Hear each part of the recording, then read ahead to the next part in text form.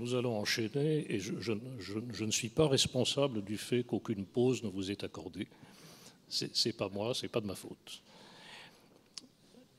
Nous sommes censés nous intéresser maintenant à la diversification des publics. Admirez, s'il vous plaît, à quel point cette expression est fine et maligne, puisqu'elle ne se prononce pas sur le point de savoir si nous avons pour objectif d'augmenter numériquement nos publics, et si nous avons mission d'augmenter notre public vers quelle catégorie de population, au sein des classes moyennes ou en élargissant au-delà des classes moyennes.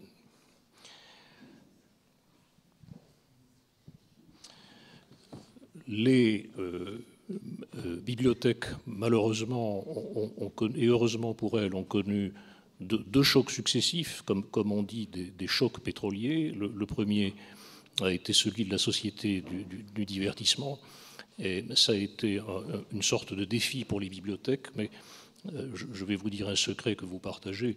La société du divertissement, qui a été un défi pour les bibliothèques, est aussi une des clés du développement des bibliothèques.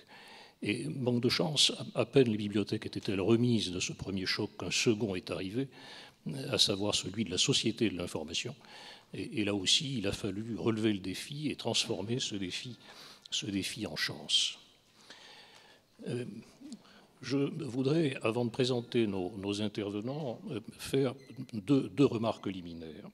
La première, c'est que l'organisation de ce colloque, qui était nécessairement linéaire et pas simultanée, fait que nous parlons du public et de la façon de, je cite, diversifier les publics après l'architecture et les espaces. Bien entendu, quand on projette une bibliothèque, il vaudrait mieux traiter avant celui de l'architecture et des espaces le sujet que nous allons évoquer maintenant.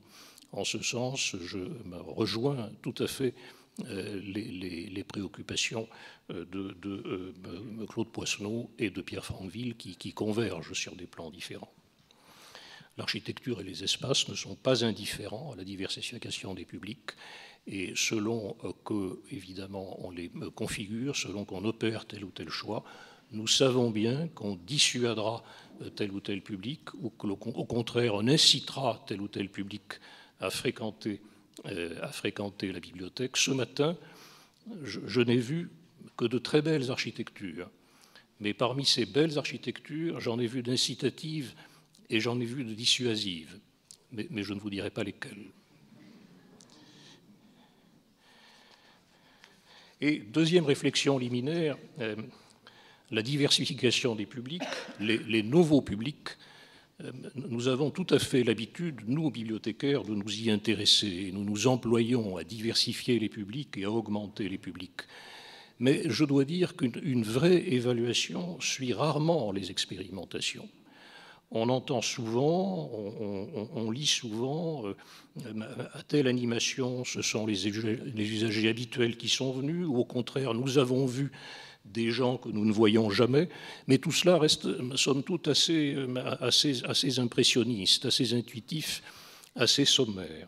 Et c'est préoccupant, car plutôt que de faire ce que nous, bibliothécaires, nous croyons efficace, parce que cela correspond à nos parcours, à nos biographies, à nos identités, il vaudrait mieux que nous fassions ce qui est réellement efficace.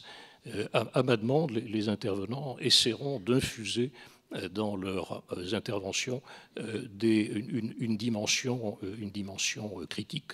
Je leur ai expressément demandé, mais il n'a pas été nécessaire de le leur demander beaucoup et longtemps. Ces intervenants sont les suivants. Nous avons trois Lorrains, en la personne d'André Markiewicz, directeur de la bibliothèque municipale de Nancy, d'André-Pierre Sirène, directeur de la bibliothèque municipale de Metz, et de Marianne Masson, directrice de la bibliothèque intercommunale d'Épinal-Golbet, et par ailleurs Mauricio Estrada Munoz, de la direction des publics du Centre Pompidou, assurera en quelque sorte la présence de la Bibliothèque publique d'information dans son rôle coopératif, dans son rôle de bibliothèque modèle, ayant pour objectif d'expérimenter et de mettre ces expérimentations à la disposition de tous. Un dernier mot sur l'échantillon lorrain, si j'ose dire. Il est varié et en même temps limitatif. Nous avons 2 bibliothèques municipales et une bibliothèque intercommunale. Nous avons un équipement récent, celui d'Épinal-Golbet, et nous avons donc 2 autres qui sont moins récents. Nous avons une bibliothèque qui s'est dédoublée au début des années 90, celle de Nancy, et 2 autres qui ne se sont pas dédoublées. Et nous avons 2 ensembles de population, environ 42 000 habitants pour Épinal-Golbet et de 100 000 à 125 000, je dirais, pour Metz et pour Nancy. Alors il y a une différence entre les deux, 42 000 et entre 100 000 et 125 000, mais nous restons tout de même dans un ordre de population qui est assez important. Et donc il est probable que les expériences dont on va faire part sont transposables à toutes les populations envisagées d'un point de vue quantitatif. Malgré tout, cela reste à vérifier. Je vais donc maintenant passer la parole à nos intervenants. Fidèle au rôle prescriptif, voire tortionnaire de l'inspection générale des bibliothèques, je les ai priés de faire tenir leur intervention dans une dizaine de minutes chacun, puisque 4 fois 10 minutes, cela fait 40 au total, pour vous qui allez les entendre. Certains ont eu l'imprudence de s'engager à respecter ce délai, et nous allons maintenant vérifier si cette promesse était une promesse de Gascon ou était véritable.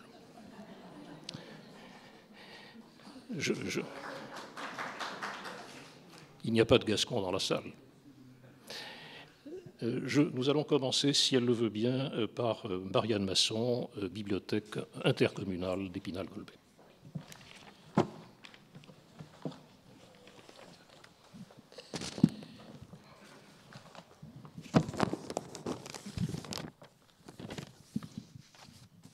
Bien, bonjour. Donc, je vais vous parler de la bibliothèque multimédia intercommunale d'Épinal-Golbet.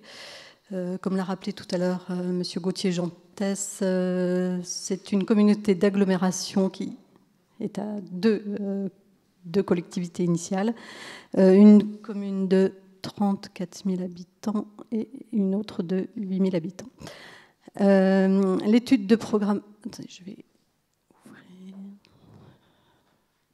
Je te laisse.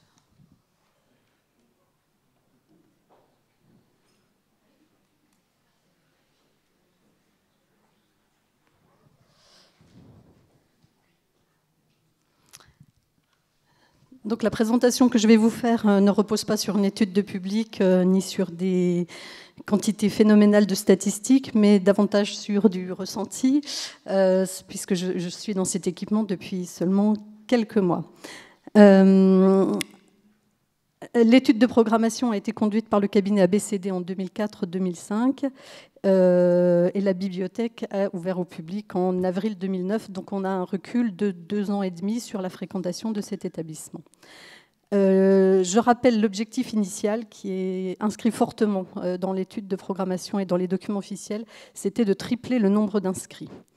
Accessoirement, doter la Lorraine Sud d'un équipement rayonnant sur un bassin plus large que celui de la communauté d'agglo, et puis également intégrer fortement le patrimoine dans la conception architecturale. Le projet urbain de la bibliothèque est situé sur une friche industrielle, sur une artère qui est en entrée de ville, et qui fait l'objet d'un programme de requalification urbaine avec la bibliothèque qui a ouvert en 2009, un centre d'art contemporain qui est celui que vous voyez, qui a ouvert en 2010, une patinoire qui a ouvert le mois dernier et un cinéma multiplex qui ouvre le mois prochain, avec également un projet de maison du pays d'art et d'histoire et à proximité du parc du château. Donc on est sur un axe entièrement consacré aux loisirs et à la culture et qui est doté d'un parc de stationnement important. Donc on a des facteurs de fréquentation, favorables à une bonne fréquentation de l'équipement. Donc on a un bâtiment qui dispose de 4200 m² de surface utile, qui est articulé articulé autour de la salle des Boiseries, qui est le fonds patrimonial de la BMI. La bibliothèque se déploie sur 2 plateaux avec un grand hall traversant, dispose de salles dont vous avez l'habitude de connaître la présence, auditorium, salle de travail, carrel, galerie d'exposition. Donc l'opération a coûté 15 millions d'euros. Alors, le projet culturel était fondé sur un objectif quantitatif très ambitieux en termes de collection. Il y a 160 000 documents qui étaient annoncés.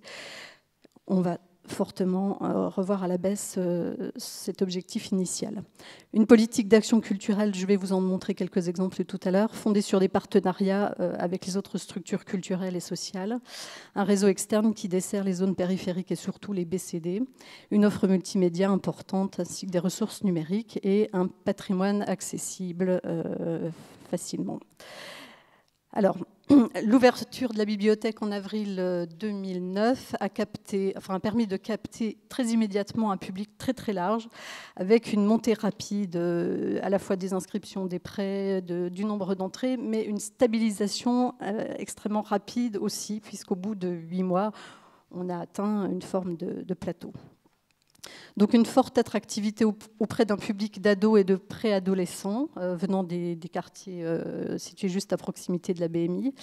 Une forte proportion de séjourneurs à l'ouverture de la bibliothèque, puisqu'on avait un ratio emprunteur-entrée de l'ordre de 30%. Donc une appropriation de la BMI comme un vrai lieu de vie. Alors, quelles raisons à ce succès? Bon, d'une part, la qualité architecturale, je n'y reviendrai pas. Des horaires d'ouverture assez larges. La BMI est ouverte du mardi au dimanche, 37h30 par semaine, avec une organisation des espaces qui permet un fonctionnement autonome de certaines salles. Des collections quasiment entièrement neuves, diversifiées, puisque l'ancienne bibliothèque ne comportait que des livres et des périodiques. Et puis un grand nombre de postes informatiques, puisque la BMI concentre les 2/3 du parc de postes publics sur Épinal. Alors, bon, ça, c'est quelques images. Là, c'est la salle des Boiseries, en fait, que vous avez. Et l'image représente une murder party qui s'est tenue dans la bibliothèque au mois de mai. Donc, quel réseau à succès? Donc, une ouverture à la vie citoyenne. La bibliothèque peut être le point de départ de balades interquartiers. La bibliothèque est systématiquement visitée par les nouveaux spinaliens lors de la journée d'accueil. Et puis, la bibliothèque est également le lieu où se tiennent les réunions de comités de quartier. Elle dispose également d'un espace d'info culturel Grand Est qui permet aux associations de venir présenter leurs activités. Donc, on avait la semaine dernière, par exemple, un tournoi de Scrabble Duplicate. L'action culturelle est ouverte aux pratiques des jeunes publics, donc jeux vidéo, soirées BMWI. Il y a des événements originaux qui sont organisés en son sein. Là, vous avez la murder party dans la salle des Boiseries. Il y a des concerts prévus dans le cadre des concerts décentralisés des Européennes. Et puis la semaine prochaine, on a un flash tango dans le hall de la bibliothèque. Par ailleurs, le fonds patrimonial, la visite du fonds patrimonial est inscrite dans le circuit touristique de la ville.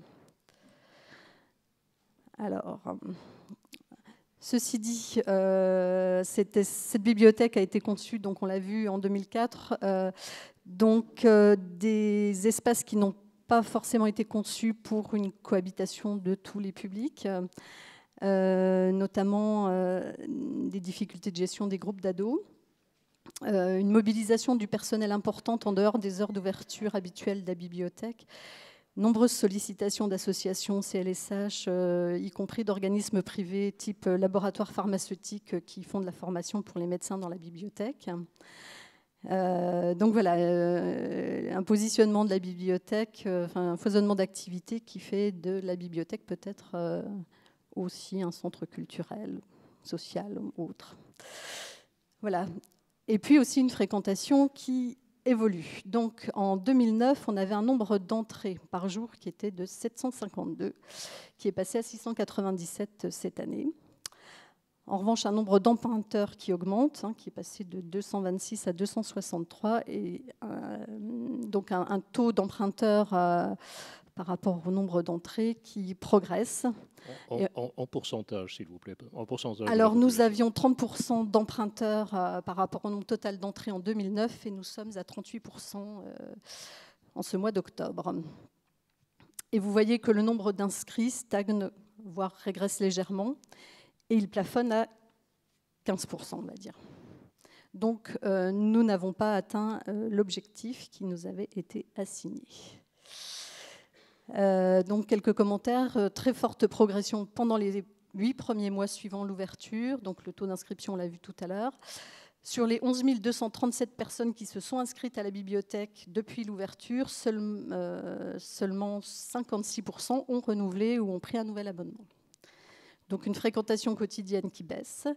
Et puis, un usage qui se recentre sur les activités traditionnelles, pré-documentation et ressources numériques. Donc, il s'agit aujourd'hui de rebondir vite. Vous avez ici une photo de l'accueil.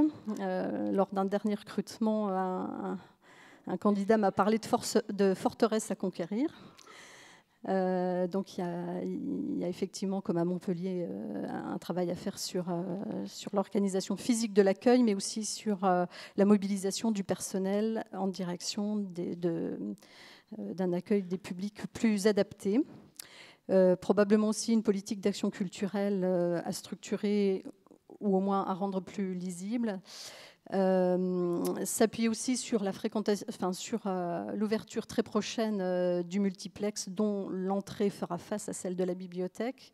Donc, on aura probablement une synergie de public, en particulier les dimanches.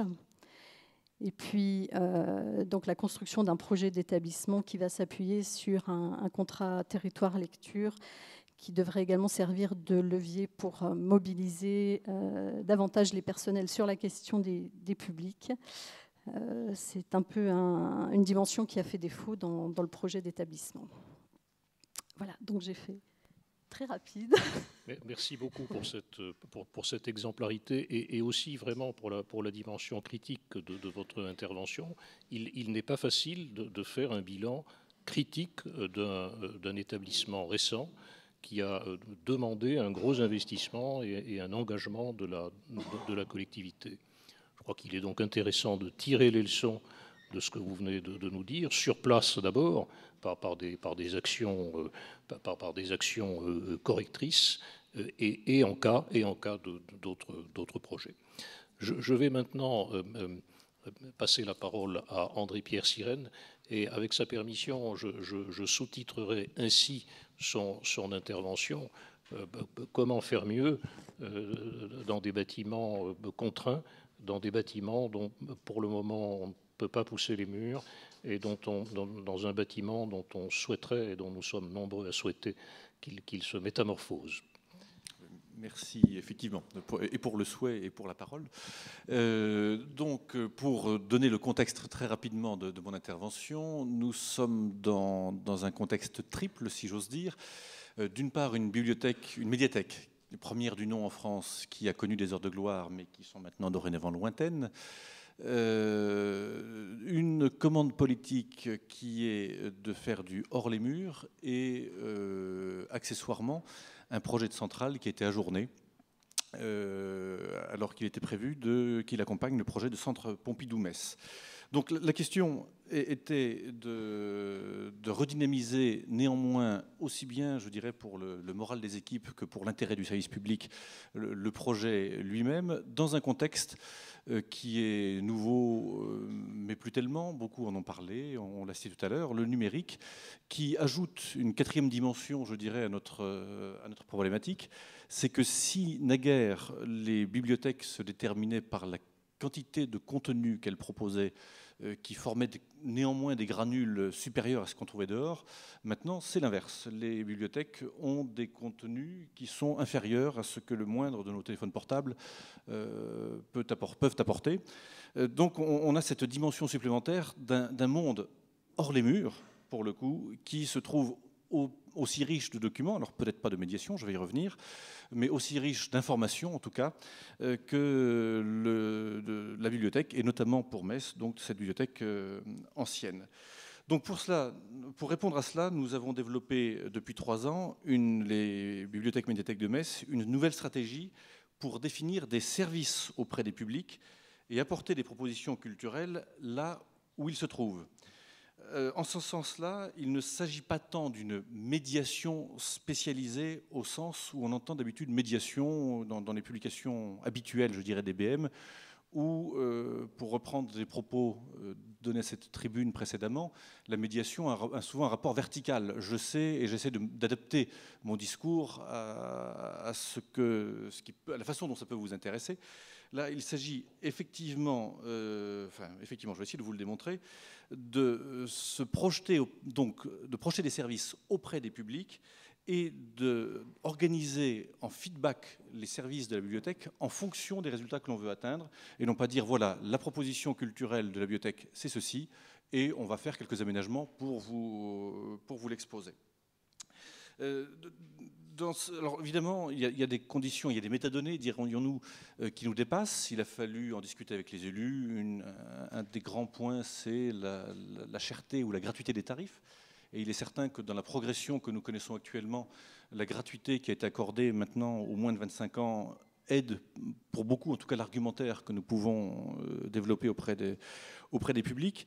Mais j'y reviens, notre travail, et y compris dans l'organisation même du travail des équipes, puisque nous venons de passer une réforme de l'organisation des services dans le cadre d'un comité technique paritaire, vise à ce que l'on oriente le travail de nos collègues vers la production de services au public et non pas vers le traitement des collections. Il ne s'agit pas seulement d'avoir des places ou pas dans les murs. Et je prendrai comme exemple récent celui des données publiques des archives, dont on voit que nos collègues les mettent à disposition sur le web, mais que des sociétés s'en emparent pour produire des services qui sont accessibles aux usagers. Donc la question, c'est quels sont les publics que l'on cherche. Au fur et à mesure que nous avançons, parce que ce que je vous présente, c'est une expérience en cours, eh bien, c'est effectivement que l'on progresse en tout cas dans une démarche qui est celle d'une segmentation des publics, ce qui est un terme plutôt marketing, non pas dire on fait une bibliothèque, un bâtiment, un service ou une publication dont on ambitionne qu'elle soit le plus petit commun dénominateur pour toucher tous les publics, mais au contraire d'essayer d'avoir un socle. Ça a été rappelé, le livre, le prêt n'est pas tout à fait indifférent, mais de construire des propositions en fonction d'objectifs, pourrions-nous dire, dont la plupart nous sont fixés par la commande publique, qui est celle quand même d'une médiation sociale importante. Donc cette approche touche l'ensemble des sections des bibliothèques, et comme Juliette le disait, le numérique n'est pas réductible à un espace dans la bibliothèque. Eh bien, la médiation n'est pas non plus une valeur ajoutée, une cerise sur le gâteau dans comment dirais-je, au sein de nos services. C'est une démarche d'ensemble qui impacte radicalement l'organisation logistique et informatique. Alors, pour ce qui est de la logistique, la difficulté pour les collègues, pour le dire précisément, c'était de considérer que la bibliothèque ouverte au public n'était pas un lieu de croisement entre un service administratif qui était au-dessus et un public réel qui se trouvait sur le terrain, mais bien un outil au service de la commande politique. Et on sait, les uns et les autres, que les politiques sont intéressés de plus en plus par l'événementiel, ce qui marque, ce qui impacte l'opinion, la presse en particulier. Donc la question n'est pas simplement, et là je reprends, je peux picorer dans tous les exposés de ceux qui nous ont précédés ici, de construire des propositions parce que nous serions savants avec de bons documents, mais de construire ces propositions, en tout cas pas en fonction de notre calendrier à nous, mais du calendrier de ce qui se passe à l'extérieur. Ça peut être une manifestation gastronomique comme les Tocs et les Étoiles bientôt, ça peut être des choses faites par des confrères, le Centre Pompidou-Metz, et donc être essentiellement attentif à apporter des contenus là, au moment, je dirais, où le contexte favorise leur communication. Ça nous gagnera beaucoup de communication.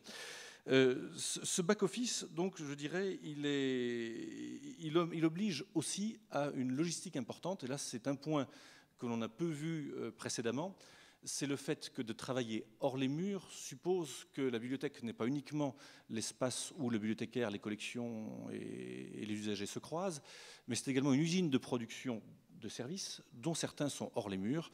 Alors pour le coup, Juliette, je dirais sur le rapport, ce qui manquait dans la cartographie du numérique, c'est la production de contenu, où on est toujours... Parce que dans ce bain numérique, il faut effectivement que nous apportions nous-mêmes des constructions de sens local, et de plus en plus, travaillant hors les murs sur des faits comme Metz-Plage, enfin toutes sortes d'animations que beaucoup de villes connaissent, il faut un back-office tout à fait important, qui n'est pas réductible au nombre de sièges et de rayons. Alors pour cela, pour aller hors les murs, le premier point, je dirais, c'est le Barouf. Effectivement, c'est donc un journal, en fait c'est un guide de la bibliothèque, mais qui, au lieu d'être remis aux personnes qui désirent s'inscrire au moment où elles passent les fameux murs dont nous parlons depuis ce matin, eh bien, ce document a été conçu pour être distribué à l'ensemble de la population partout où les circonstances le permettent. Foires, manifestations festives. C'est donc aussi bien par sa forme, c'est la forme d'un journal gratuit, ça tâche aussi fort d'ailleurs, les doigts. Il s'agit d'avoir un support léger, économiquement intéressant, c'est 8 centimes l'exemplaire, qui permet donc une diffusion sans arrière-pensée, je dirais, sans pensée objectivisée, je dirais, du service. On dissémine, pour le coup, des informations. L'autre consiste à faire une proposition culturelle que nous construisons. Alors, nous ne sommes pas les seuls. Beaucoup de mes collègues ici présents dans la salle le font, mais que nous structurons peu à peu. Là, c'est de l'actualité. La semaine hebdomadaire lorrain de la semaine en cours présente un long article sur une chose, ce qui intéressera Claude Posneau, qui a parlé de l'apparition des bibliothèques dans la presse, dans la PQR. On s'aperçoit que souvent, dans les petites bibliothèques, on parle de ce qui se passe, enfin dans les petites communes, on parle de ce qui se passe dans les bibliothèques, puisque la bibliothèque est l'événement marquant. Dans les plus grands établissements, il y a toujours des grands événements, des grandes expos, des grands concerts. Donc il faut qu'on arrive à structurer notre action culturelle, à la communiquer. Donc c'est ce qu'on a fait cette année pour la première fois en donnant le programme de ce que nous ferions. Et donner le programme, c'est déjà faire événement, et en tout cas, ça suscite des articles que nous n'avions pas. Je passerai peut-être, pour les questions, pour tenir un peu votre délai, la question informatique, mais rapidement pour dire que nous sommes en phase de réinformatisation, avec le même projet que celui du Barouf, c'est-à-dire que nous ne sommes pas partis d'une description d'un produit attendu qui serait un outil structuré sur le catalogue permettant de s'ouvrir à Internet, mais à l'inverse d'un outil structuré sur Internet qui permet de valoriser d'une manière ou d'une autre quand même les collections du catalogue. Ce qui fait qu'en fait notre titulaire du marché ne sera pas un vendeur de SIGB en toute hypothèse, mais sur ce point je préfère répondre à des questions parce que c'est plus technique. Pour que cette approche impacte, donc il y a des questions techniques, si j'ose dire. Il y a une question de stratégie également. Nous corrélons de plus en plus avec la création locale, que ce soit les démothèques, ça a été cité, dans les troisièmes lieux, le fait que l'on emprunte ce que d'autres usagers produisent, notamment les jeunes groupes musicaux. Cette création, nous ne faisons pas que l'accueillir, nous la suscitons par des commandes graphiques le plus souvent pour l'instant. On n'a pas encore fait de commande musicale, mais on fait, et je salue ici l'un de nos intervenants pressentis, des commandes aussi auprès de performances d'artistes, parce que, qui sont une autre façon, je dirais, de faire du lien entre nos propositions et les publics.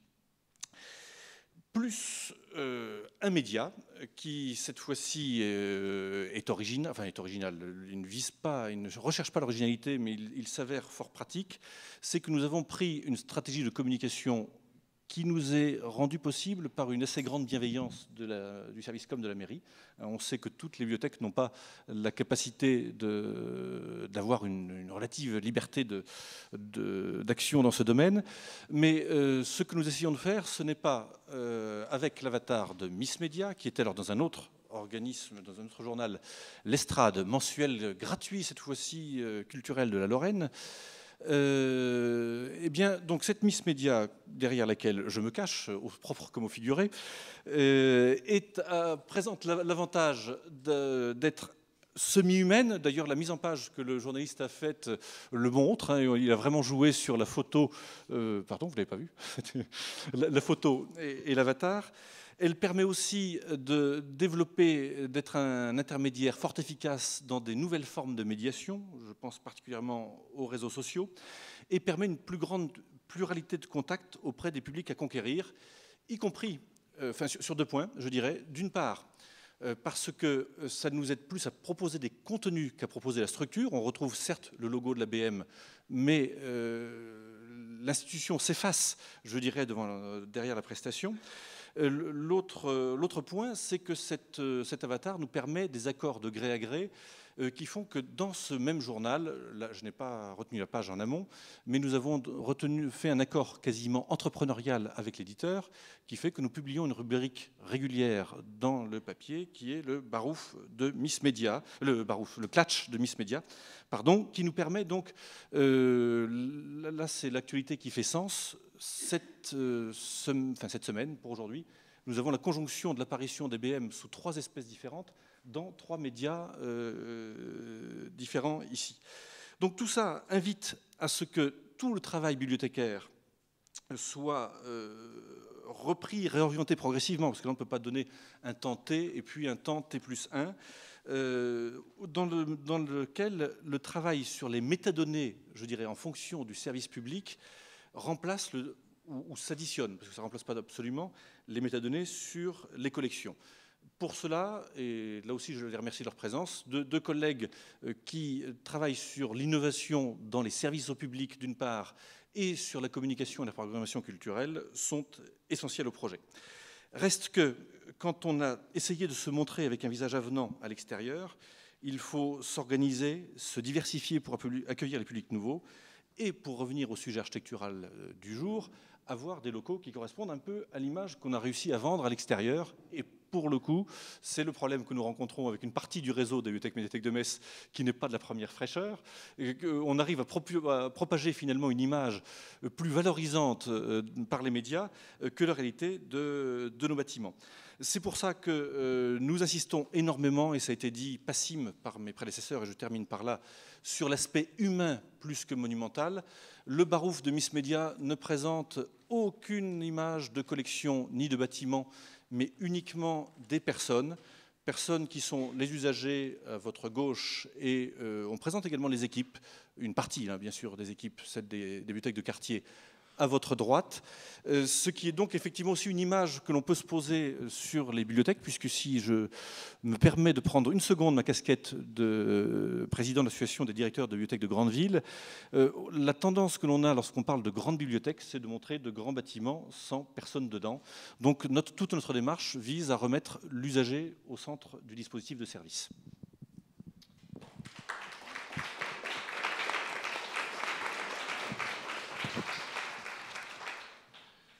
Merci beaucoup. Je vais donner tout de suite la parole donc à André Markiewicz qui va en réalité vous parler de 2 sujets, s'il le confirme.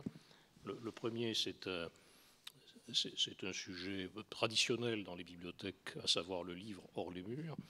Le deuxième, c'est un sujet moins traditionnel, mais un sujet qui fâche, souvent à tort, celui de l'ouverture le dimanche. En réalité, quand on lit un peu de littérature historique sur ce sujet, on s'aperçoit que c'est un sujet beaucoup moins nouveau qu'on ne le croit, et que dans des temps reculés, il était assez normal pour les bibliothèques d'ouvrir le dimanche. Je vous en prie. Merci. En invitant les régionaux de l'étape, ce dont je les remercie, les organisateurs du colloque ont prévu pour moi effectivement deux thématiques. Alors, j'inverserai l'ordre. Je commencerai par parler des publics du dimanche, ou plutôt du public dominical. Je trouve que le public du dimanche, ça fait un peu conducteur du dimanche. Et alors, je rejoins aussi la préoccupation de Jean-Luc Gauthier-Gintès. Et je trouve que le colloque arrive un peu tôt parce qu'en termes d'évaluation, nous venons de lancer une grande enquête de satisfaction. Donc le prochain colloque, peut-être j'aurai plus d'éléments, même si, bon, évidemment, on a déjà mené quelques études et obtenu quelques résultats. Donc c'est ce qui explique aussi que mon propos fera la part, d'une part, de certains constats, mais aussi d'interrogations, de questions qu'on continue à se poser. Alors on a évoqué aussi, je n'y reviens pas, la situation un peu particulière de la bibliothèque médiathèque de Nancy, qui a la particularité donc de posséder deux centrales, une bibliothèque patrimoniale, bibliothèque d'études, ouverte en 1750, donc, et puis une médiathèque qui a été ouverte en 1991 dans un espace libéré par une manufacture des tabacs. C'était la grande époque où on commençait à reconvertir les grands entrepôts, manufactures d'allumettes, de tabac, etc. Et l'ambition de la ville était d'en faire un centre culturel, d'où l'implantation d'un centre dramatique national, d'un conservatoire de musique et de la médiathèque sur ce même quadrilatère.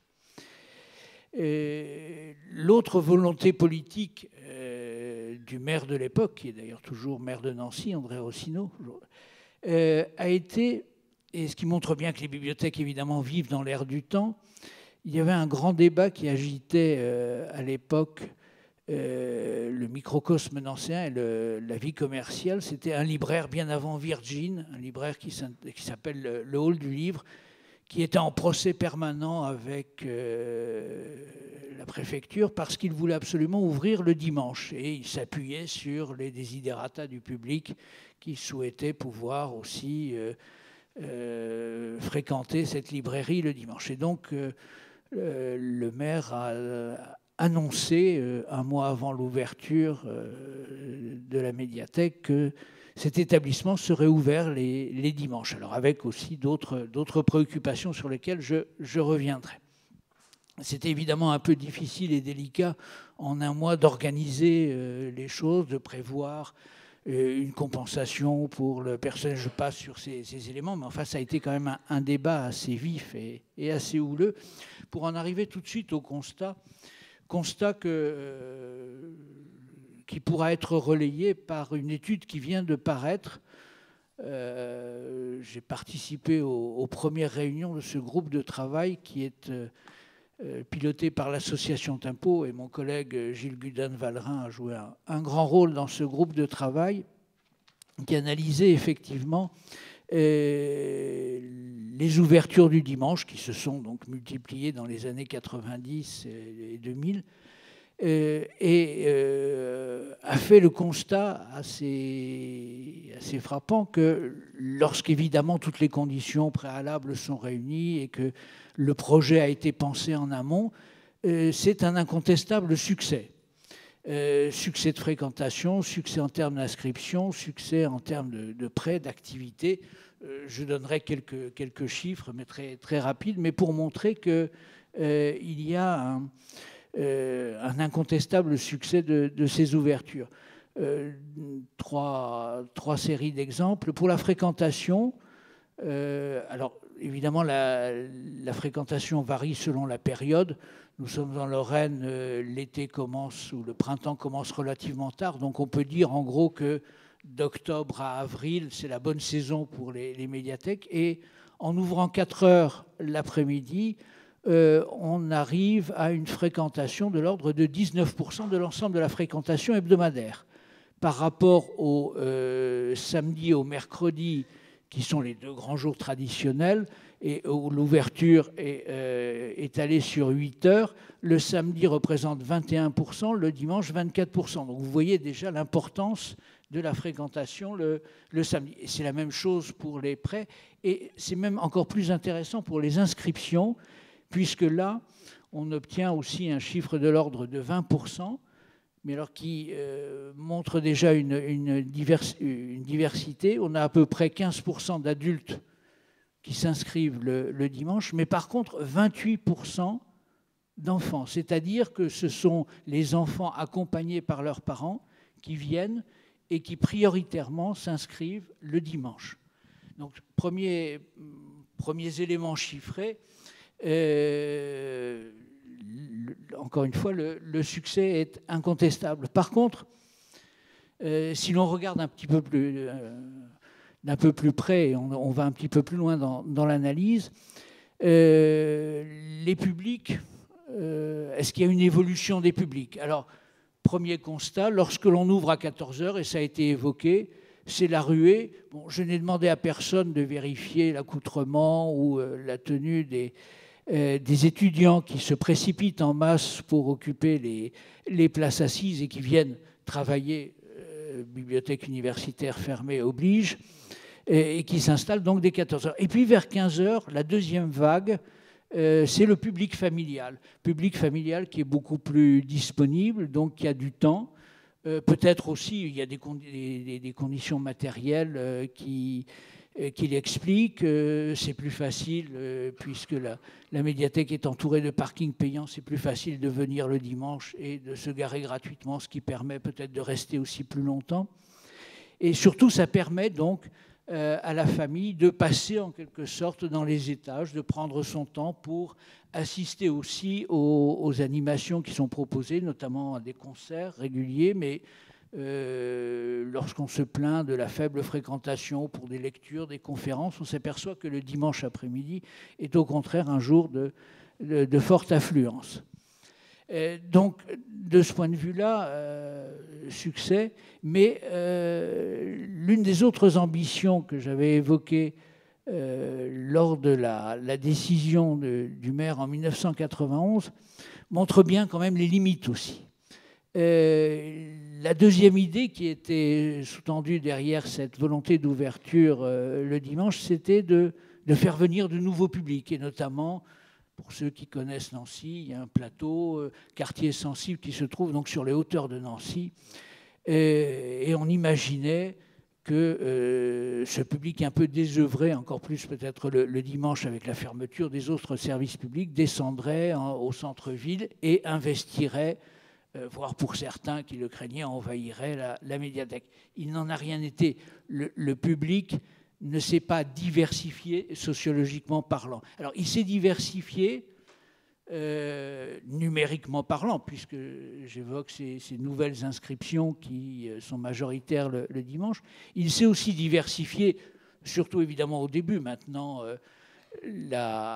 l'ouverture dominicale s'étant répandue, on est revenu à des proportions plus modestes, mais ce qui m'avait frappé dans les premiers temps, c'est que parmi les inscrits, vous aviez 2% de Vosgiens, 2% de Meusiens qui fréquentaient régulièrement le dimanche la médiathèque. C'est-à-dire, bon, à l'époque, ça représentait quand même 400 personnes, ce qui n'était pas négligeable, qui faisaient 50 à 100 km tous les 2-3 dimanches pour venir passer un moment à la médiathèque. Je n'ai pas les chiffres pour les Mosellans, mais je ne sais pas s'ils franchissaient la frontière.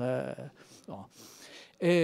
Alors évidemment, je dis, ces chiffres se sont un petit peu tassés, mais c'était important aussi de mentionner donc une diversification sociologique très limitée, une diversification géographique certaine, et une préférence aussi du public qui peut venir, on en a la preuve les autres jours, mais qui a choisi ce jour pour se retrouver en famille et venir fréquenter les médiathèques. Et donc, j'évoquais cette étude de Tempo, c'est le cas aussi à Montpellier, à Rennes, à Issy-les-Moulineaux, enfin de nombreux exemples montrent bien qu'il y a une manière différente d'appréhender l'ouverture des médiathèques le dimanche. Alors, encore une fois, ça ne résout pas toutes les questions. Il y a des questions d'organisation, il y a des questions aussi, justement, pourquoi faire pour le même public ou un public sociologiquement assez semblable, mais au moins, il y a ces premiers éléments. Alors, je vais aborder le deuxième thème qui m'avait été imposé, le livre Hors les murs. Là aussi, je me concentrerai sur une ou deux expériences parce que, évidemment, je pourrais vous parler de toutes les tentatives d'ouverture vers d'autres publics, des pratiques qui sont fréquemment répandues dans les médiathèques, partenariat avec le milieu scolaire, les crèches ou le centre pénitentiaire, etc. Mais je voulais plus particulièrement m'intéresser à une action. Au départ, il y avait en fait deux ambitions, encore deux ambitions politiquement nobles, qui étaient d'une part évidemment de poser la question de la démocratisation de la culture, pas encore la culture pour chacun, mais comment faire pour faire venir de nouveaux publics dans les médiathèques. Alors il y a eu une réponse qu'on a évoquée, qui a pu être proposée, c'était parfois, et on voit bien l'influence du modèle du spectacle vivant, de faire en quelque sorte du livre une fête. Se multiplient les salons littéraires, et le cas à Nancy est très flagrant aussi avec le livre sur la place, où pendant 3 jours, la ville vit au rythme du livre. 500 écrivains réunis sous un chapiteau, prêts à dédicacer, à sortir, à dégainer leur stylo pour répondre à la demande. Mais derrière, on s'est posé la question, évidemment, est-ce que ce qui est bon pour le livre est aussi bon pour la lecture? Est-ce que la lecture ne suppose pas un travail plus en continu, plus sur le reste de l'année, enfin, sur les 362 jours restants? Et comment assurer cette présence du livre? Et puis, la deuxième ambition qui a été donnée au service culturel de la ville de Nancy, c'était d'essayer de croiser les publics. C'était aussi un thème très fort, c'était de dire, notamment à Nancy, mais c'est le cas dans de nombreuses villes, on a plusieurs équipements, institutions culturelles importantes, on a 3 musées, un opéra, un ballet-théâtre, un zénith, une SMAC et donc une médiathèque-bibliothèque. Comment faire pour que les gens aillent d'un service à un autre? Paradoxe qui montre bien que les usages ne sont pas ceux que l'on attend. Je vous ai parlé de ce centre culturel, donc de ce pôle culturel dans lequel est installée la médiathèque de Nancy. Le CDN est fermé le dimanche, le conservatoire est fermé le dimanche. Et pourtant, ça n'empêche pas le public de venir en masse à la médiathèque. Mais bon, on a essayé donc de croiser les publics, et puis on s'est aperçu là encore qu'effectivement, c'était toujours quand même les mêmes publics qui répondaient à ces différentes propositions. Et d'où l'idée de dire, est-ce que ce n'est pas plutôt les offres qu'il faudrait croiser et essayer d'avoir une action plus volontariste pour aller en direction des publics et véritablement faire sortir le livre hors les murs. Et donc, c'est ce qui a été entrepris depuis 4-5 ans, une action qui s'intitule des parcours coordonnés et qui associe donc la présentation ou des ateliers, des visites dans différents établissements culturels, musées, bibliothèques, la médiathèque étant évidemment chargée de mettre tout ça sous l'angle du livre, de l'écrit, et en direction de 2 cibles sortes. Alors, une cible facile, entre guillemets, puisque c'est un public captif, le public scolaire, des résultats là, d'un point de vue quantitatif, formidable, plus de 8000 enfants concernés chaque année. La réponse est évidente. Et puis, il y a le public en difficulté, en précarité, le public en situation d'illettrisme. Et là, on s'aperçoit qu'il y a tout un travail d'accompagnement, de médiation. C'est presque, et là, on est évidemment aux antipodes de cette fête un peu éphémère du livre. Et j'avais promis de tenir les délais.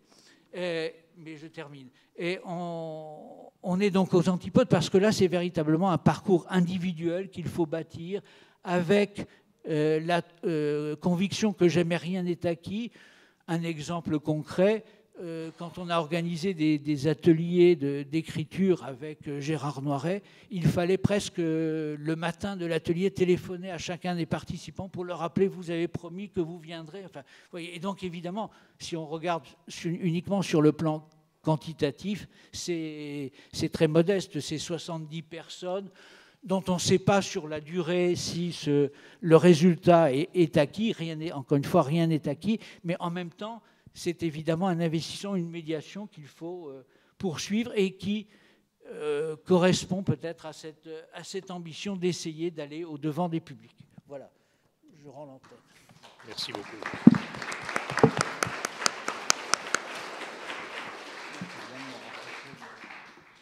Je tiens à demander aux trois personnes qui viennent de parler de m'excuser pour la brutalité de ces 10 minutes.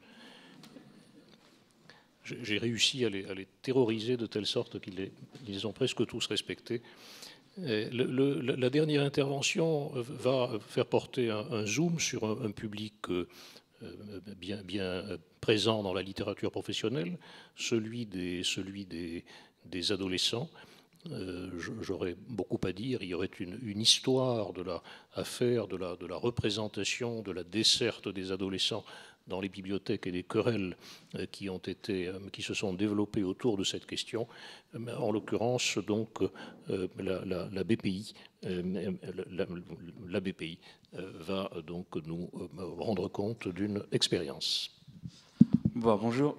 Juste pour préciser, c'est pas du tout la BPI, c'est vraiment le Centre Pompidou. Donc du coup, j'appartiens à la direction des publics du Centre Pompidou. Non pas qu'on ne veuille pas travailler avec la BPI, je pense qu'on a des actions à mener en commun, étant donné le public que vous avez. Moi, je vous parlais du Studio 1316, c'est le nouvel espace que le Centre Pompidou a ouvert il y a un an, dédié entièrement aux adolescents. Donc moi, j'ai décidé d'orienter ma présentation je vais vous présenter plutôt les réflexions qui nous ont amenés à ouvrir cet espace.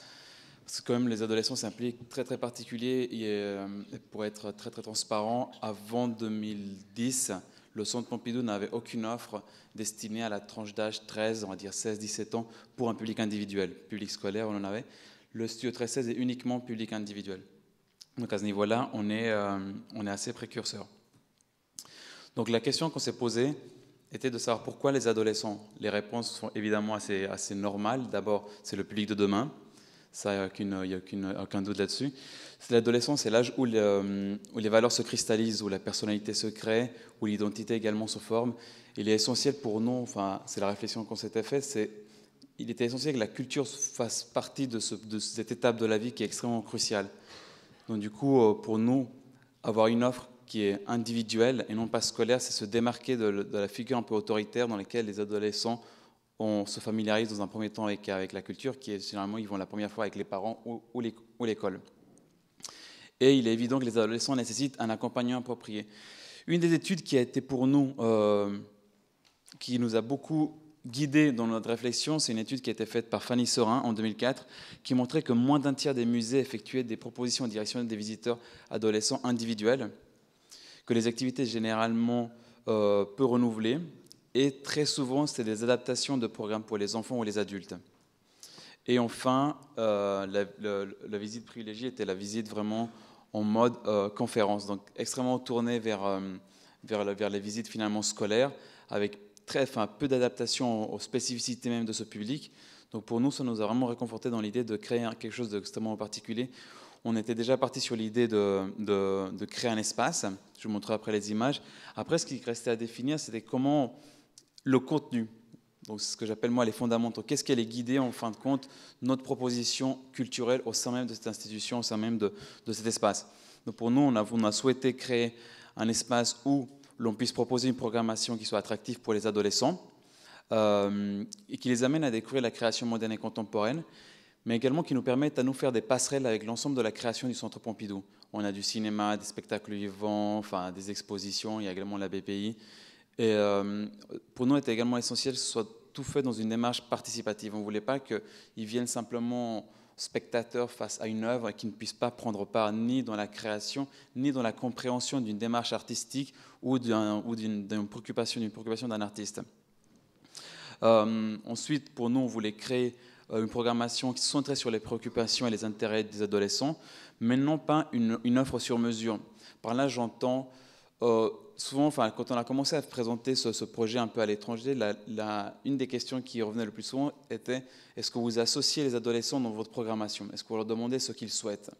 Pour nous, c'est quelque chose on y a réfléchi au début, mais on a très rapidement laissé tomber cette idée, parce que lorsqu'on demandait aux adolescents quels artistes ils souhaitaient voir au Centre Pompidou, les réponses étaient très rapidement Britney Spears, Lady Gaga, et pour nous, c'est véridique, et pour nous, il était essentiel plutôt de jouer un rôle de lieux où on favorise la découverte de la création plutôt qu'ils viennent voir des choses qu'ils connaissent déjà, auxquelles ils sont déjà familiers. Donc lorsque je dis se concentrer sur leurs préoccupations, part du principe, par exemple, une exposition sur la mode. On sait très bien que les adolescents sont très sensibles à la mode ou aux jeux vidéo. On a beaucoup mentionné les jeux vidéo, mais cette fois-ci, c'était à travers le prisme des arts plastiques. Et on voulait finalement démontrer, c'est quelque chose que j'ai également entendu toute la journée, que, au même titre que les bibliothèques, que les lieux culturels, les musées sont également des lieux de socialisation, de plaisir et de partage. Je fais vite, donc là, on va rester nombriliste, on va passer les exemples étrangers, faute de temps. Hop. Quelques chiffres. Donc après, on a mené une étude, nous, au Centre Pompidou. On a questionné à peu près 400 jeunes de 13 à 16 ans qui fréquentent déjà le Centre Pompidou. Évidemment, c'est critiquable parce qu'on n'a pas les données de ceux qui ne viennent pas au Centre Pompidou. Et évidemment, le non-public est un facteur clé et quelque chose qui est vraiment au cœur de nos préoccupations. Et on essaie de mener des actions justement pour attirer ce public auquel on n'a pas accès, à vrai dire. Donc ce qui leur sort, c'est que 47% veulent participer à des activités de création. Ils veulent vraiment qu'on les associe vraiment au niveau des activités. 55 veulent rencontrer des artistes, évidemment. Lorsqu'ils entendent parler de Picasso, Warhol, cela, on ne peut pas leur présenter. Mais les artistes contemporains, on peut. Et on s'est rendu compte, pour anecdote, la première exposition que l'on a ouverte, on avait de temps en temps des artistes qui étaient présents. On s'est rendu compte que lorsqu'ils étaient là, ça créait vraiment une différence. Leur rapport était complètement changé. Les adolescents, le lieu vivait beaucoup plus. Déjà, le rapport des artistes avec les adolescents était différent et ça apportait vraiment un plus. Donc du coup, depuis, à chaque fois qu'on ouvre les portes de cet espace, qui est donc public individuel, donc nous sommes ouverts les mercredis, samedis et dimanches de 14h à 18h, ainsi que les vacances scolaires. Voilà, ça c'est pour les horaires. Et donc 70% déclarent avoir une activité artistique. La plupart, c'est quand même la photo numérique et le téléphone portable, c'est quelque chose qui est extrêmement présent. 75% possèdent un compte Facebook. Je mentionnais tout à l'heure, c'est très difficile d'atteindre ce public. On a quelques indices, en tout cas des canaux qui peuvent nous aider à atteindre ce public. 88% d'entre eux ont visité au moins un musée pendant les 12 derniers mois, souvent avec un parent ou l'école. C'est-à-dire que néanmoins, ils ont une pratique culturelle. Et 98% vont au musée accompagnés. Souvent, en fait, on s'est rendu compte qu'il y a vraiment une scission pour l'ensemble de ces données, mais essentiellement pour la dernière. C'est qu'il y a vraiment une séparation entre les 13-14 ans. Ils viennent accompagner, on va dire, avec les parents. Et 15-16, ils viennent davantage accompagner avec des amis ou à un ami. Ce qui était important pour nous également, mais je pense que c'est le propre de toute institution culturelle, c'est de connaître les souhaits des adolescents. Pardon, il manque un mot. Donc l'accueil, le type d'accueil, le coût, pour nous, on a dit dès le départ, il faut que ce soit entièrement gratuit. L'ensemble d'offres est gratuite. Donc aussi bien l'entrée est gratuite, mais les ateliers qui sont menés, s'ils repartent avec des objets, il y a un atelier par exemple de création de jeux vidéo, ils repartaient avec le jeu vidéo, tout était à disposition. Les horaires. Pour anecdote, la première exposition, le premier projet, on était ouvert de 15h à 19h et on s'est rendu compte qu'à 17h30, 17h45, le public commençait à déserter. Évidemment, on n'a pas pensé on avait pensé, mais on ne pensait pas que c'était vraiment aussi fort. Ils ont commencé à rentrer, évidemment, ils doivent retourner à la maison, faire les devoirs et dîner. Donc, depuis, on a adapté les horaires, on ouvre de 14h à 18h. La convivialité, c'est un espace qui est convivial, on verra tout à l'heure avec l'architecture, l'interactivité. Il faut qu'ils puissent interagir non seulement avec les artistes, avec les œuvres, mais également avec les médiateurs. Tous les médiateurs sont très jeunes, ils ont maximum 20-24 ans. Donc ça reste assez proche de la génération que l'on cible. La médiation par le dialogue, la sociabilité, l'intérêt donc des thématiques choisies, et de leur faire découvrir des choses nouvelles, des choses qu'ils ne connaissent pas. Je faisais l'exemple avec les Britney Spears. Nous, ce n'est pas notre rôle. Notre rôle, c'est de faire découvrir la création à travers d'autres prismes. Et l'information facile, il faut qu'ils aient accès de manière très très facile à l'ensemble de l'information. Là, je dois avouer qu'on a, vous avez souhaité qu'on soit critique, donc je vais être critique avec nous-mêmes. On a beaucoup de difficultés à rendre accessible cette information. Aujourd'hui, on utilise essentiellement des canaux qui sont un peu traditionnels, la presse, les vernissages, mais il faut vraiment qu'on soit beaucoup plus présent sur leur terrain, leur terrain numérique. Et cela, je pense, c'est extrêmement difficile lorsqu'on est une institution, surtout comme la nôtre, où le dialogue, je pense qu'il est très difficile à instaurer et dire, voilà, nous, grosses institutions avec nos gros sabots, nous voulons être sympas, jeunes, cool, et donc on est sur Facebook comme vous. On doit trouver un compromis, on doit trouver une formule adéquate. L'équation est complexe. Donc voilà, je dois accélérer. Donc pour nous, 3 axes essentiellement pour atteindre ces objectifs, la médiation, l'échange et l'interaction. On doit vraiment, et au centre, on a donc cet espace. Donc on doit faire vivre cet espace avec tous ces paramètres que je viens d'évoquer. Pour cela, comme je disais, donc, des artistes présents, l'interaction, pouvoir toucher, pouvoir manipuler, pouvoir créer avec des passerelles avec la création contemporaine, la création moderne. On a la chance d'avoir eu de la plus grande collection d'art moderne et contemporain en Europe. Donc du coup, c'est vraiment essayer de favoriser cela, faire un travail de fond et être présent là où ils le sont. Donc voilà, ça c'est l'image de l'espace. Donc on a ouvert le 11 septembre 2010. C'est un espace qui a été réalisé par le bureau de Mathieu Lehanner. Nous avons voulu créer un espace, comme je dis, autonome et polyvalent. Je ne sais pas si on doit dire modulaire, en tout cas polyvalent il est. Autonome dans la mesure où lorsqu'on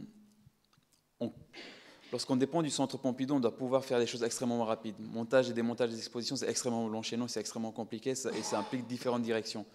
Donc nous, on voulait pouvoir passer, par exemple, je ne sais pas moi, d'une soirée, d'un concert à le jour d'après, par exemple, un concert le samedi et le jour d'après un atelier. Il fallait que l'on puisse être autonome. Donc du coup, Mathieu Lehanner a pensé à ce grill technique où il y a l'ensemble des aspects techniques. Ça va de l'éclairage au son, enfin tous les aspects qui peuvent servir à animer une activité, un concert, à une exposition. Mathieu Lehanner, il a conçu ça comme une espèce de Super 8 à l'envers. Donc ça évoquait non seulement l'espèce un peu de montagne russe, un peu familier des jeunes, mais finalement ça évoque également les studios d'enregistrement, les studios cinéma, ça aspect un peu presque un peu secret, finalement, qui attire le regard. Là, vous voyez, au fond, l'espace lounge. Je pense, c'est quelque chose que j'ai également entendu pendant toute la journée, l'aspect de convivialité, de confort des jeunes. Là, donc, en fait, nous, on s'est positionné, on s'est dit, bon, ben voilà, si l'on veut que les jeunes ils se sentent chez eux, il faut qu'on puisse proposer la possibilité qu'ils aillent s'asseoir, qu'ils ne veuillent pas participer à nos activités, qu'ils veuillent simplement être spectateurs. Et pour cela, nous, on ne leur demande pas. On ne leur demande pas de tout le temps être acteur. Donc je passe en vitesse donc l'espace lounge, on a des douches sonores, on peut brancher les iPhones et compagnie. Donc voilà, c'est Mathieu Lehanner en version, on va dire, nocturne, plutôt concert. Et là, on passe déjà à l'espace en action. Je vous l'ai montré, je tenais à montrer ça. Ça, c'est la porte latérale qui donne sur le forum -1 du Centre Pompidou, ce qui permet certains événements, ce qu'on appelle, nous, les studios parties, d'accueillir à peu près 1000 personnes lors d'un week-end. Donc là, c'est en configuration concert lors de l'inauguration. Ça, c'est l'exposition dont j'étais le commissaire sur les jeux vidéo, mais la vision plastique sur le jeu vidéo. Donc avec des pièces, mais également un espace d'atelier que l'on voit ici. Donc on avait des ateliers plastiques, des ateliers technologiques. Ici, la troisième exposition, c'est sur la mode. On voit là, il n'y a pas d'œuvre du tout, mais c'est un grand atelier. Ça fait référence à la fabrique de Warhol. Donc du coup, c'est un espace, l'espace est entièrement tourné vers la création. Là, on voit justement avec une matériothèque, avec un dressing, bref, il y a la totale. Là, c'est l'exposition qui est actuellement en cours, qui traite sur le développement durable. Nous avons ouvert le 8 octobre. Donc, vous voyez, à travers les différentes thématiques, le jeu vidéo, la mode, le développement durable, c'est des thématiques fortes à partir desquelles nous essayons d'attirer justement leur attention et leur montrer que la création elle est extrêmement éclatée, protéiforme. Donc, on a des ateliers de danse, des ateliers d'art plastique, des ateliers de création, des ateliers, enfin bref, tout un panel. Donc là, c'est l'artiste Régisser qui a fait cette installation entièrement avec des matériaux recyclés. Voilà, c'est la conclusion. Donc là, c'est l'espace en train d'être utilisé sous forme d'un atelier, justement pensé par l'artiste Régisser. Voilà. Je ne sais pas si je suis dans le timing, je vais essayer de faire mon mieux.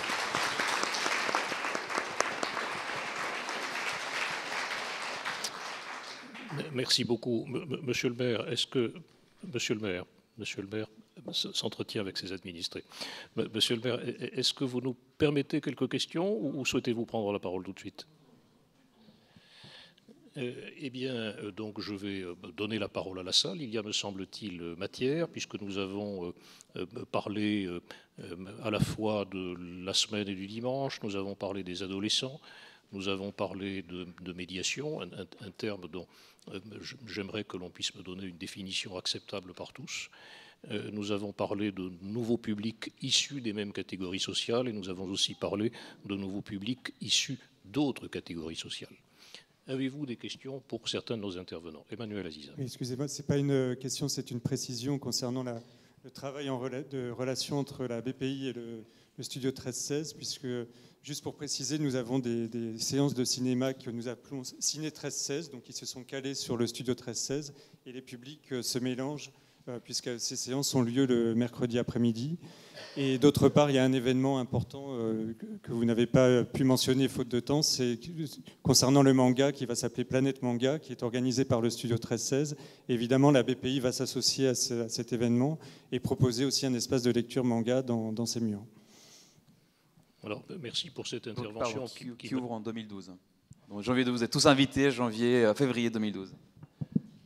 Merci pour cette intervention qui me permet de dire qu'évidemment, la dimension des coopérations, des partenariats, des collaborations a été dans une certaine mesure sous-estimée au cours de notre journée, mais nous ne pouvions pas traiter tous les sujets. Avez-vous d'autres questions pour tel ou tel de nos intervenants? Des questions, des remarques obligeantes, des questions désobligeantes?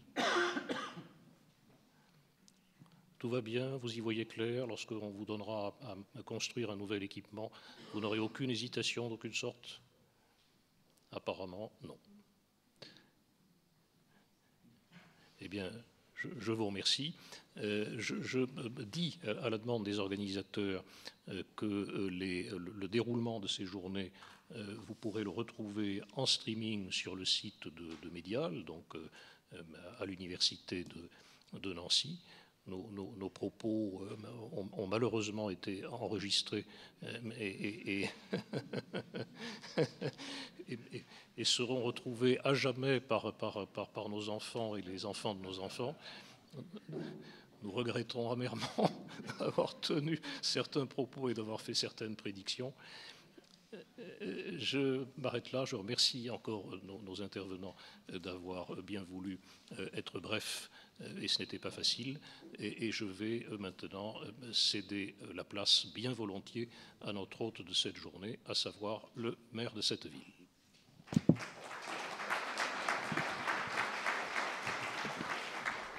Mesdames, Messieurs, je suis très heureux de voir que vous êtes encore très nombreux en cette fin d'après-midi pour terminer cette journée consacrée aux bibliothèques, aux médiathèques et à la lecture publique.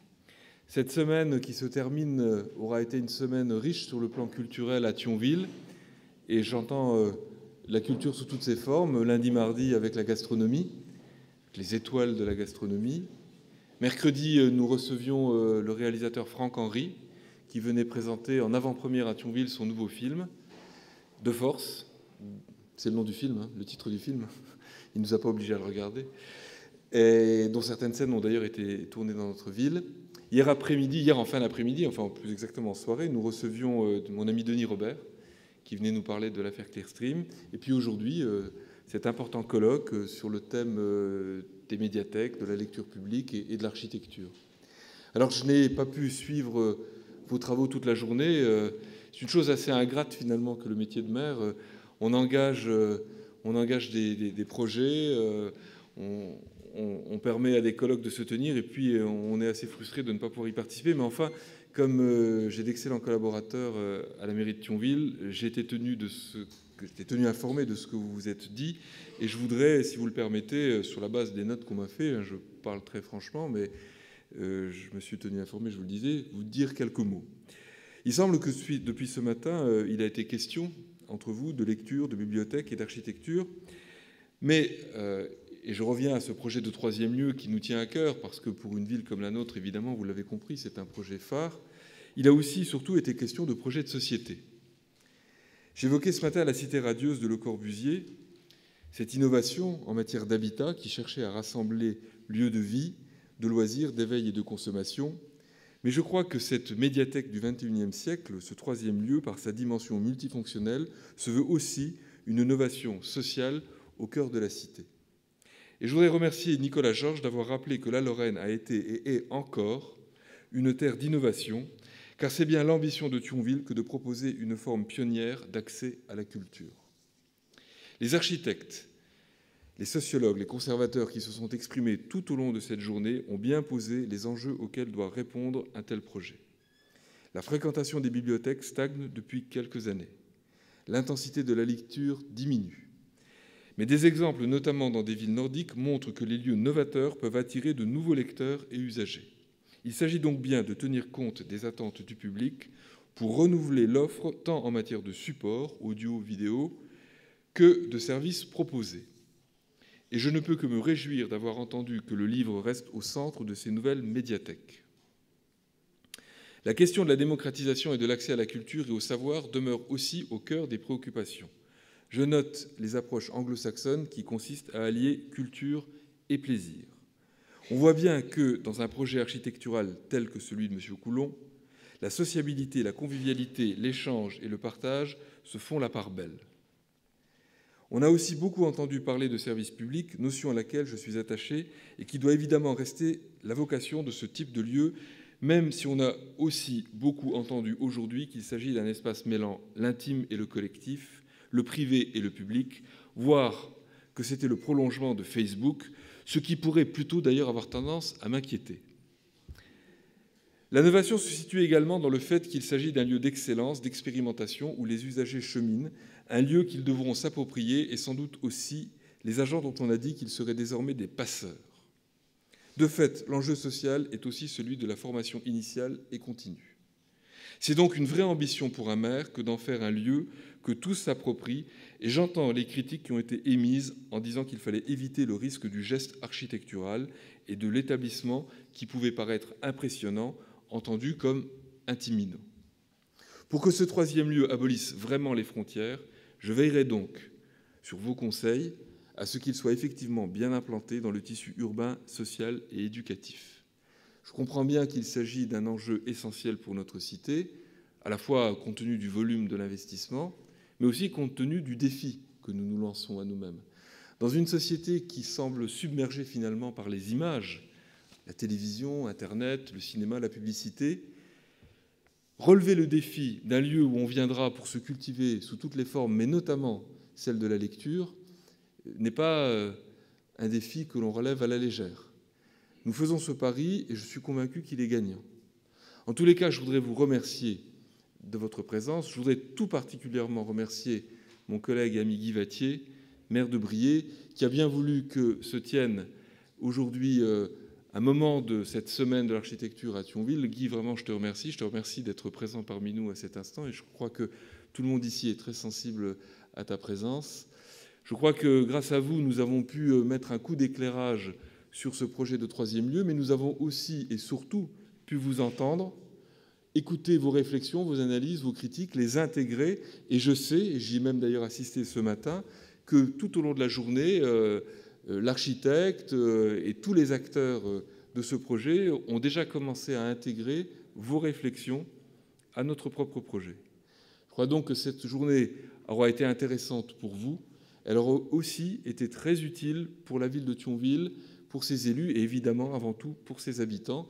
Grâce à vous, nous savons que nous allons réaliser un projet qui aura été abondamment pensé, réfléchi, de façon contradictoire. Et pour cela, je tiens à vous remercier et à vous remercier encore. Merci, mesdames et messieurs.